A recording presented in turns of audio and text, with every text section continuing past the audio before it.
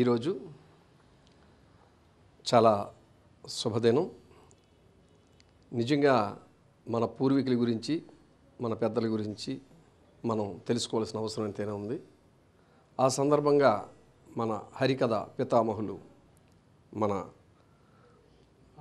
ఆదిభట్ల నారాయణదాసు గారు జయంతి వేడుకలు చక్కగా ఆమె శిష్యురాలు అయినటువంటి కళ్యాణి గారు బీచ్ రోడ్లో ఉన్న విగ్రహానికి పూలమాలలు వేసి ప్రతి సంవత్సరం కూడా గురువు పట్ల భక్తిని ఆమె చూపించడం చాలా ఆనందం అనిపిస్తుంది.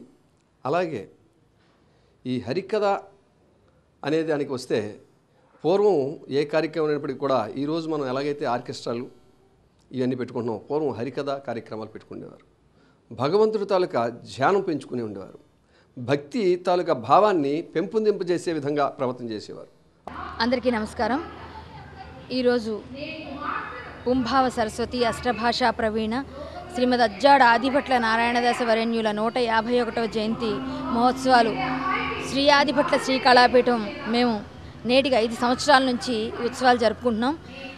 ఈ ఉత్సవాలు ఈరోజు మేము జరుపుకోవడం చాలా ఆనందంగా ఉంది.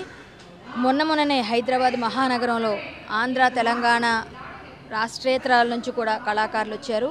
హైదరాబాద్లో 108 గంటల పాటు నిర్విరామ హరికథ గాన యజ్ఞాన్ని మేము నిర్వహించాము. 6 రోజుల పాటు రాత్రి పగలు కలిపి 136 గంటలైంది. పైచిలుకు మొత్తం అన్నీ కలిపి మేము లిమ్కా రికార్డు కూడా తీసుకున్నాం. లిమ్కా బుక్ ఆఫ్ రికార్డ్స్లో కూడా మేము శ్రీ ఆదిభట్ల శ్రీ కళాపీఠం మేము నిర్వహించిన కార్యక్రమాల ద్వారా మేము చేరడం మా అదృష్టంగా భావిస్తూ, హరికథ అనేది సకల కళల సమాహారం. మా సకల కళల సమాహారమైన ఈ హరికథ రూపాన్ని ఈరోజు ఆదరణ లేకుండా ఎక్కడో గుళ్ళో గోపురాల్లో అప్పుడప్పుడు కథలు పెట్టిస్తూ ఆర్కెస్ట్రా అనగానే 50,000 ఇస్తున్న వాళ్ళందరూ ఉన్నారు. డొనేషన్స్ హరికథ అనగానే 2,000 ఇస్తారు.